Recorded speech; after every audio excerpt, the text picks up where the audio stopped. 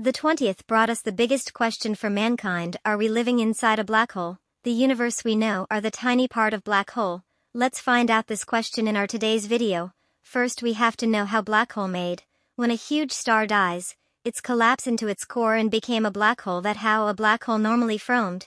We learned that distant objects in the universe are speeding away from one another. Evidence that our universe is expanding. Star formation. Evidence that our universe evolves with time. All of these puzzle pieces, when put together, indicate that our universe may be inside of a black hole, and the universe we know just a tiny part of it. Well, on the other side, many scientists refuse to believe in it, cause universe is expanding and our current universe looks to be infinite, so the evidence suggests that we are not inside a black hole. What's your opinion about this theory? Let me know in the comments box. If you like this video, please give us a thumbs up and subscribe to my channel.